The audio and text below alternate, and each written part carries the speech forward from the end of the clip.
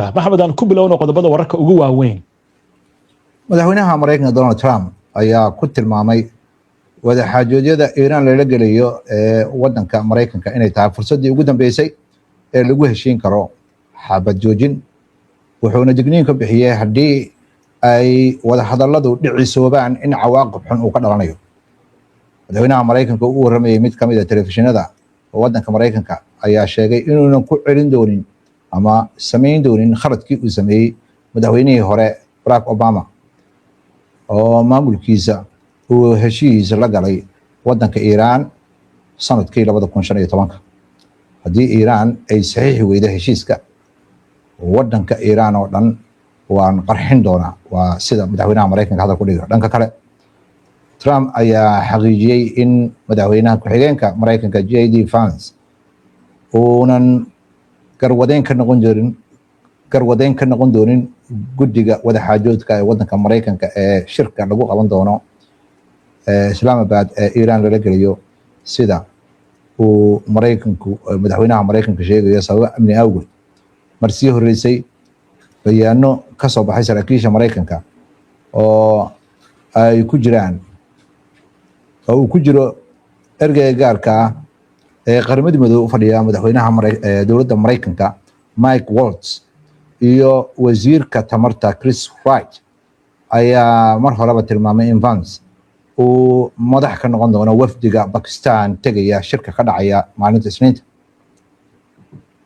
madaxweynaha Mareykanka waxa uu sheegayaa ama warbaahinta uu sheegay sababo amni awgood madaxweyne ku-xigeenka shirka uga qaybgalaya, laakiin madaxweyne ku-xigeenku waa nin fiican iyo sida hadal ku dhigay. Iran ayaa ku eedeynaysa dowladda Mareykanka inay xadgudub ku samaysay xabad joojintii nugleyd, waxayna sheegeen in go'doominta Mareykanka uu la beegsaday dekedaha ku yaala xeebaha wadanka Iran inay xadgudub ku tahay qodobadii xabad joojinta iyo xiisadda hadda socda intaba. bayaanka ay soo saartay wasaaradda arrimaha dibadda ayaa lagu sheegay Mareykanka go'doominta uu ku soo rogay maraakiibtii maraysay badaha inay u taagan tahay xadgudub ka dhana xabad joojintii la gaaray horaantii bishan, iyadoo xabad joojintaasi ay dhex martay Mareykanka iyo Iran. go'doomintan sida bayaanka lagu sheegay uu Mareykanku ku soo rogay dekedaha iyo xeebaha wadanka Iran inay xadgudub ku tahay heshiiskii xabad joojinta ah sida militariga Iran uu sheegayo. eedeymahan ayaa soo baxaya iyadoo xiisadda u dhaxaysa labada dal ay cirka isku sii shareerayso, iyadoo dowladda Mareykanku ay isku dayeyso in ay go'doomin ku samayso maraakiibta gelaya ama ka baxaya dekedaha Iran ay hor istaagto. Iran ayaa hore u cambaareysay falkaasi oo ku sheegtay inuu qaanuunka khilaafsan yahay, waxayna digniin ku bixisay inay ku jawaabi doonto si culus haddii khatartaasi ay sii socoto, halka lagu xiriirinayo go'doominta inay carqalad ku tahay marinka Hormuz in si habsamiya loo maro oo ah goob istiraatiiji oo muhiim ah. Iran ayaanan weli go'aansan in ay wafdi u diri doonto wadahadallada lagu qaban doono Pakistan ee wadahadallada lala geliyo wadanka Mareykanka, sida laga soo xigtay wakaaladda wararka ee Tasniim ee laga leeyahay wadanka Iran. wakaaladda wararka ayaa sheegaysa in go'aankaasi uu yahay mid la hakiyey ilaa iyo inta go'doominta ay Mareykanku wado xeebaha wadanka Iran, waxaana Iran ay tilmaamaysaa in ay kasoo horjeedo xanibaadda uu Mareykanku soo rogay. mowqifka Iran ayaa wuxuu hoosta ka xariiqayaa in xiisadda u dhaxaysa Mareykanka iyo Iran ay cirka isku sii shareerayso, go'doomintaana ay noqotay mid caqabad ku ah in wadaxaajoodka Islamabad caasimad oo ah wadanka Pakistan lagu qabto shir labada dhinac dhex mara. wasiirka arrimaha dibadda ee wadanka Iran Abbas Araghchi iyo dhigiisa wadanka Pakistan Maxamed Isxaaq Dar ayaa taleefanka ku wada hadlay, waxayna ka wada hadleen dagaalka Mareykanka iyo Israa'iil ee ka dhanka ah Iran. labada hogaamiye ayaa ka wada xaajooday aarahana iska weydaarsaday xaaladda ka jirta gobolka Bariga Dhexe iyo arrimaha caalamiga ah iyo wadaxaajoodka iyo xiriir ka dhexeeya labada dhinac, sida laga soo xiganayo wakaaladda wararka ee Tasniim. madaxweyne Trump ayaa bartiisa bulshada ku qoray in dowladda maraykanka wadaxaajoodada bakistan ay isniinta ka qaybgeli doonaan wareegii labaad ee wadahadallada iiraan lala geliyo. abaanduulaha israa'iil Eliad Zamir ayaa sheegay in waddankiisa uu dagaal xoog leh kula jiro ururka xisbullah, wuxuuna digniin ku bixinayaa in colaadda ay weli sii socoto. isagoo la hadlayay janaalka 13aad ee Israa'iil laga leeyahay ayaa Zamir waxa uu sheegay dagaal xoog leh ayaa xisbullah nagala dhexeeya, dagaalkana weli waa socdaa. bayaankan ayaa waxa uu muujinayaa in xaaladda dagaalka ee Israa'iil iyo xisbullah u dhaxaysa in ay cirka isku sii shareerayso iyadoo ay socdaan dagaallo ku dhex maraya xuduudka, walwal weynna laga qabo in colaadaasi ay ballaarato. warsidaha Bloomberg ayaa ku waramaya macluumaad ee laga ururiyey hay-adaha dabagalka ku sameeya maraakiibta ee marinka Hormuuz isha ku haya ayaa sheegay in 13 markab oo kuwa shidaalka qaada ah ay ku noqdeen gacanka kadib markii laga hor istaagay. Spain ayaa weydiisatay ururka midowga Yurub in la soo afjaro heshiisyada ay kula jiraan Israa'iil oo xadgudub ku sameynaysa qawaaniinta caalamiga ah, sida uu sheegay ra'iisul wasaaraha waddanka Spain Pedro Sanchez. xukuumadda Spain ayaa waxa ay soo bandhigi doontaa ama soo gudbin doontaa hindise loo soo gudbinayo ururka midowga Yurub si xiriirka ururka midowga Yurub uga goosto heshiisyadii hore Israa'iil oo la galay. Sanchez ayaa u sheegay mudaaharaad weyn oo isugu soo baxay waddanka Spain. xadgudubyada Israa'iil ee qawaaniinta caalamiga ah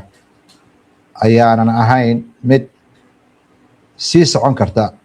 Yurubna ay saaxiib la sii ahaan karto. arrintu sidaa ayay u muuqataa iyadoo sahlan.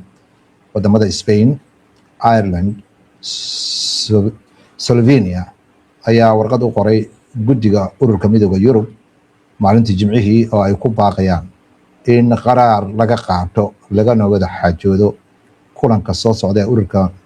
midowga Yurub wasiiradiisa ay yeelanayaan arrinta Israa'iil. waddanka Iiraan wafdigiin oo kala soo baxay magaalada Islamabad hadda waxaynu maqlaynaa cagajugleyn ah inuu burburin doono kaabayaasha tamarta ee waddanka Iiraan iyo buundooyinka. xaaladda ma la oran karaa dagaal bay u jihaysatay? khabiirada dhan ayaa waxay xusayaan marka la fiiriyo sida u dhaqmaya madaxweynaha Mareykanka in ay ka muuqato caro iyo inuu u dulqaadan kareynin khidada ay Iiraan la ciyaarayso. marka ay noqoto awoodda military iyo meedaanka markay noqoto, madaxweynaha Mareykanka hadafyadii uu sheegtay midna kama gaarin, bal waxaa galay khasaare ballaaran oo agabkii militariga uu ku lahaa muddada 30 sanadoodna laga shaqeynayay uu Mareykanku ku lahaa gobolka Bariga Dhexe oo dhan ayaa burburay oo u baahan xataa haddii uu Mareykanku darbo inuu dib u adeegsado shaqo aad u badan. waxaa kaloo iyadana madaxweynaha Mareykanka ku noqotay nabar uunan ka soo kabsan karin fariintii uu Iiraan u diray oo loo dhiibay taliyaha ciidamada qalabka sida waddanka Pakistan. Iiraan waa qabatay, meel ayay dhigatay, waa ka baarandegayna ayaa tiri, oomana muuqato in ay ilaa hadda war ka soo saartay. xanuun kale ayay ku haysaa, waxaana soo dhow waqtigii uu dhammaan lahaa xabad joojintan oo bisha 22-keeda. arrinta saddexaad oo ayadana Mareykanka culays weyn ku haysa waxay tahay Iiraan si cad ayay u sheegtay in madaxdii Mareykanka u qaabilsaneed wada hadallada ergeyga gaarka ah ee madaxweynaha Mareykanka iyo wiilku saddeq u ahaa labadaba laga reebay wada hadallada. madaxweynaha Mareykankana arrintaasi ay xanuun weyn ku hayso. Iiraan waxay ku sheegtay in shakhsiyaadkan mid inuunan lahayn horta meeqaam iyo miisaan lagula kulmo oo aanu dowladaba jaga ka haynin. kow midda labaad waxa weeye labadoodaba waxay ku shabadaysay inay yihiin dad qayr mas'uuliyiin ah oo aan lala hadli karaynin iyo ninka soo diray intaba. intaa markay marayso, Mareykanka culayska haysta ayaa waxay tahay in marinka Hormuuz ay Iiraan si buuxda oo la wareegtay. hanjabaadan iyo go'doomintan uu soo jeediyeen khabiirada dhan waxay leeyihiin waa dhib badan tahay in la meel mariyo, sababtoo ah xeebihii waa u dhowaan laayahay uu leeyahay waxaan rabaa inaan go'doomiyo. haddii uu u dhowaado dagaalka ayaa dib u bilaabanaya, maraakiibta Mareykanka khatar ayay gelayaan. khabiiro qaar ka mid ah ayaa waxay sameeyeen simulation waxa loo yaqaano computerka ayay waxay ku abuureen ciidanka xooga badan leh oo Mareykanka soo ururiyay ee badda ee wadanka Iran raba inay go'doomiyaan markii ay tijaabiyeen oo ay arkeen waxay yiraahdeen dagaalkaasi khasaaro weyn ayaa Mareykanka soo gaari karta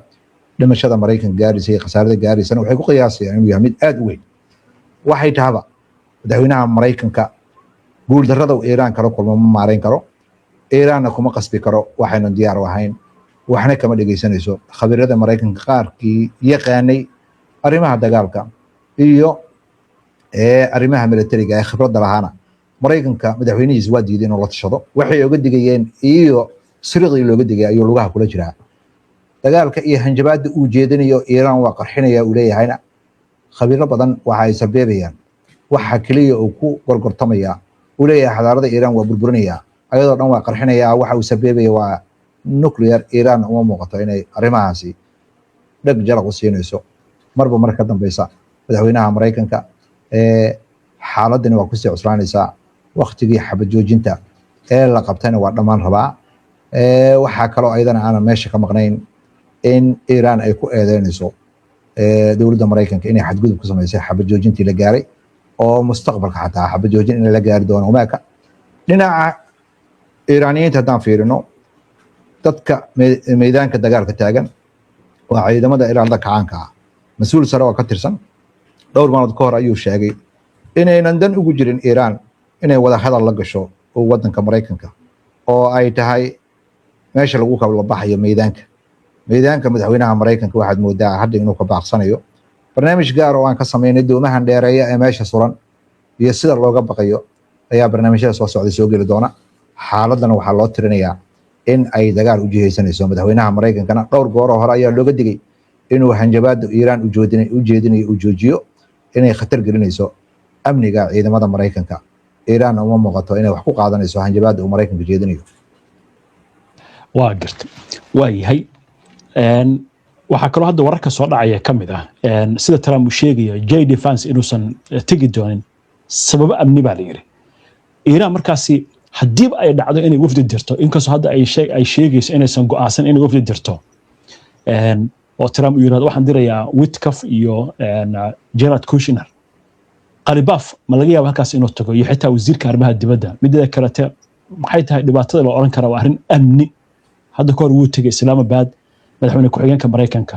arrintan ma la oran karaa xitaa waxaba dhici karta shaki inuu ku gadaaman yahay hadda ka hor warbaahinta Mareykanka iyo mas'uuliyiin uu kamid yahay Lindsey Graham ayaga yiri hogaamiyaasha Iran waa in la beegsadaa oo loola dalnahaa wafdiga ka qayb galaya wada hadalada madaxweynaha Mareykanka waxaad moodaa in uu qarinayo inuuna ku kalsoonayn madaxweyne ku-xigeenka sababtoo ah madaxweyne ku-xigeenka kulankii u galay waxaa soo wacay asagoo kulanka fadhiya ra'iisul wasaaraha Israa'iil waxaana muuqata in madaxweynaha Mareykanka mashaakilkan uu asaga abuuray oo ah marinka Hormuz si nabad ayaa loo mari jiray Iran lacag ma qaadan jirin mana carqaladeyn jiray dagaalkii uu ku guul dareystay awgeed ayaa keentay inay Iran miciye libax la soo baxdo mana muuqata ay leeyihiin khabiirada inay tanaasuli doonto marinka Hormuzna waa sidoo gacanteeda u galay lacagna inay ka qaadayso shaki kuma jiro Mareykanku ma ku sii sugnaan karaa ma ku adkeysan karaa go'doomintan uu sheegayo iyo joogitaanka meeshaasi way su'aasha la isweydiinayo waxaana muuqata in laga dhursugo wada hadaladan isniinta mudaysan Iran haday war soo saarto warkeedaas waa biyo kama dhibcaan wax laga noqnoqonayo ma jirto hore ayay u sheegtay in Kushner iyo ergey gaarka midkoodna una shirka ka qayb qaadanayn haddii uu diro uma muuqato inay Iran shirka tagi doonto tan kale oo ayadana xanuun weyn Mareykanka ku haysa ayaa waxay tahay gaar ahaan madaxweynaha Mareykanka qoraalkan uu diray oo laga soo jawaabi waayay ama intay akhriyeen arkeen in uu ka hooseeyo qodobadii 10 ahaa ee wada hadalada lagu gali lahaa inay iska daayeen oo ay yiraahdeen in laga jawaabo ma istaahisho waxay taaba madaxweynaha Mareykanka waxa cad inuu dhiiq ku jiro hadii dagaalku uu ku noqdana ama uu ku noqonayna wuxuu u baahan yahay ogolaashaha Congress-ka sababtoo ah dagaalka sababaha uu joojiyay waxa joojinta u qaatay waxa kamid ah waqtigii uu awood u lahaa ayaa ka dhacay haddana wuxuu helayaa hadduu dagaalka ugu noqdo 6 toddobaad oo kale ama 5 toddobaad oo kale inuu dagaal sii wadi karo. Iiraanna markaasi dagaalka lagu noqdo waxaa laga yaabaa khasaare xoog leh inay geysato oo madaxweynaha Mareykanka xataa saldanadiisa khalkhal geliya. Arrintaana waxay u baahan tahay dhanka Mareykanka markay timaado in laga fiirsado. Khabiiradii Mareykanka u qaabilsanaa arrimaha istiraatiijiyadda iyo militariga hawshan qayb kama aha. Trump ayaa iska talo xumaysanaya. Talo xumadana waxaad moodaa Iiraan inay jiidayso oo ay fahamsan tahay. Khabiirada qaarna waxay leeyihiin Iiraan Mareykanka haddii isku taagay oo uu maquunin waayey waxay ku soo biirtay naadiga dowladaha waaweyn. Dowlad weynna hanjabaadka yeeli mayso ee aan wax aan kala bedelanay taqaanaa. Trumpna wax uu bedesho ma hayo. Qodobada hor yaalla ayaa xanibaya oo ah in ciidamadiisa bariga dhexe joogo dhan ay guuraan, in marinka Hormuz uu aqoonsado inay Iiraan dhulkeeda tahay, in uu magdhow ka bixiyo dagaalkii Israa'iil iyo Mareykanka ay ku qaadeen, inuu soo celiyo lacagihii Iiraan laga lahayd oo dhan oo 47 sano ka fadhiyey, iyo in barnaamijka tayagelinta nuclear-ka Iiraan uu warkiisa halkaas ku dhamaaday oo Iiraan mar dambe aan lagala hadli doonin. Waana qodobo culus oo Mareykanka ama ciddii jabta qodobadii loo yeerin lahaa oo kale ayaa loo yeeriyey. Markii qodobadan u diidana Iiraan waa sii xumaynaysaa oo qodobada waa sii fogeynaysaa oo waxa ay ku soo daraysaaba inay Hormuz ay ku darsan doonto Bab-el-Mandeb oo saaxiibadeed laga yaabaan in ay ayagana ka howlgalaan oo ay noqoto labadii marin ugu muhiimsanaa adduunka in Mareykanka iyo xulafadiisa ay ka dheeraadaan. waa garta dhankan aynu ka eegno hadalka ka soo yaray abaanduulaha ciidanka Israa'iil oo uu leeyahay dagaal adag baan kala kulanay Xisbullah. maxaa lagu fasiran karaa? Xisbullah hadda waxay leedahay xabajoojinta la sheegay dib aan uga fiirsanaynaa. maxaa hadalkaasi loo fasiran karaa? Israa'iil heshiisyada la galo iyo xabajoojinta ay samayso ma xurmayso. waxay rabtay xaaladii Gaza oo kale inay meel mariso. Xisbullah waxaas ma akhriso mana qorto. heshiiskii hore loo galay ayay muddo dheer ku xadgudbaysay. taas ayay ka cilcunsan yihiin oo 7,000 oo goor ayay ku xadgudubtay. hadda tallaabo markay qaado laba la qaadayaa. abaanduulaha waxa uu sheegay waxa weeye Xisbullah sida la moodayay inay ka awood badan tahay ayuu sabeebayaa. waxaana muuqata Israa'iil inuu xaal ku xun yahay sida khabiirada qaar ay hadal ku dhigayaan.